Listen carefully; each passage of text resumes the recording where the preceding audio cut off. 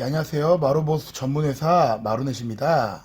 이 영상이 보다 많은 분들에게 도움이 되어 구독과 좋아요가 많이 생기길 간절히 바랍니다. 예, 오늘의 영상은 주방 앞 마루 변색 부분 교체 공사에 대한 설명입니다. 화장실 앞이나 베란다 앞, 싱크대 앞 등 집에서 습기로 인해서 변색이 가장 많이 일어나는 부분의 탑3인데요. 각 부위별로 변색이 일어나는 이유가 있습니다.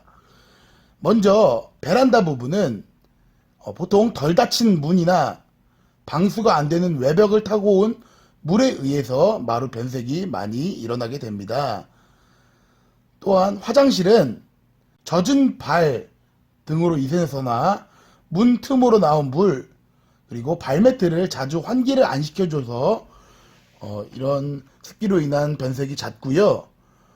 또 싱크대 앞은 싱크대에서 튄 물이나 싱크대 관의 역류, 발매트를 자주 환기를 시켜주지 않아서 마루 변색으로 인한 피해가 일어나게 됩니다.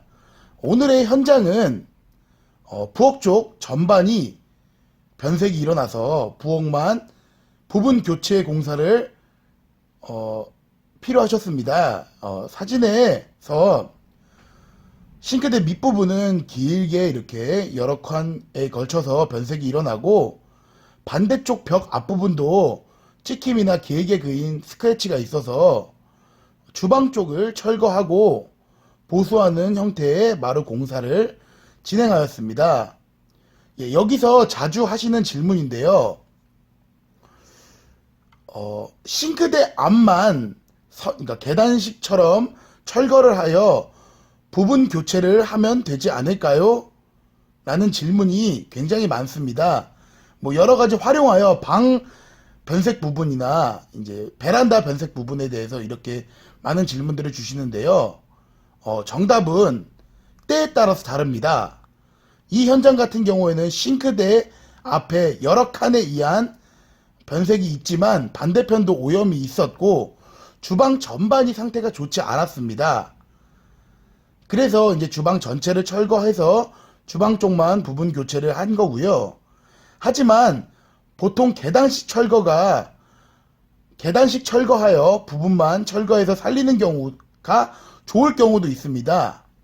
보통 거실에서 복도가 이어져 있는 경우나 화장실 앞 이제 변색이 된 경우는 이렇게 부분만 계단처럼 따서 부분 교체를 하는 경우가 좋고, 방이나 싱크대, 베란다 등은 이제 일자로 철거하여 이어주는 방법이 단차도 일어나지 않고 소요 시간이나 보수 후 퀄리티가 훨씬 높습니다. 또한 소요 시간과 기술이 더 들어감으로 인해서 자재가 더 들어가도 가격이 비슷합니다. 예를 들어서 이렇게 긴 달한 베란다 앞을 보수해야 되면은 변색된 부분이 이렇게 있습니다.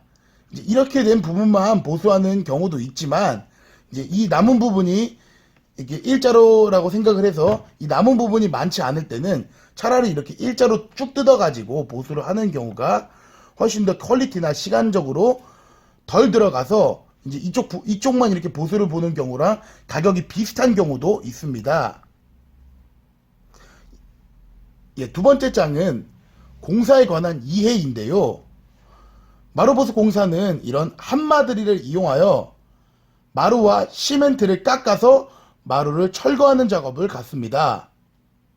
또한 이렇게 한마드리를 끼워낸 후에 잔여 본드 등은 이런 스크래퍼를 이용하여 나머지 잔여 본드들도 밀어주는 작업을 거칩니다.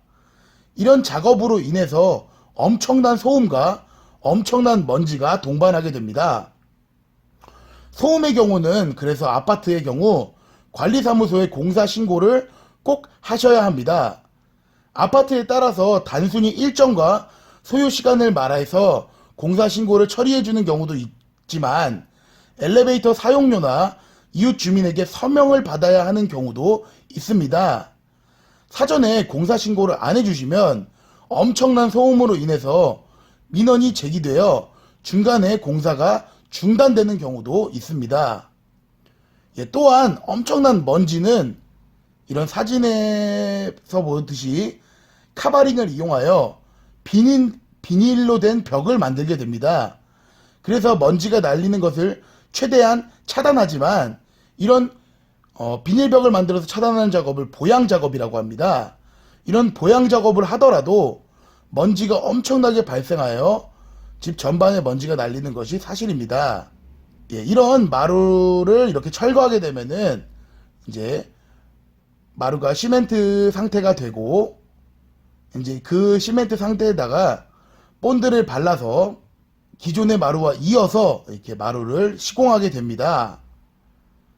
이제 기존에 있던 마루와 새로운 마루가 만나는 부분을 일자 철거했을 때 이 철거 부분에 무거운 짐을 막 올려놓게 되는데요.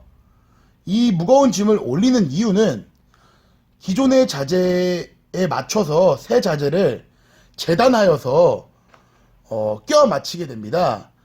이 붙여놓은 이제 새 자재와 흔 자재를 껴 맞추려고 쓴 접착제가 경화하려면 보통 하루에서 이틀 정도 시간이 소요되게 됩니다.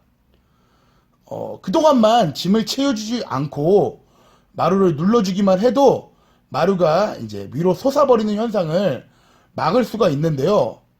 이 마무리 작업이 정말 중요한 작업이어서 마루 보수를 계획하시는 분들이 꼭 알았으면 하는 부분입니다.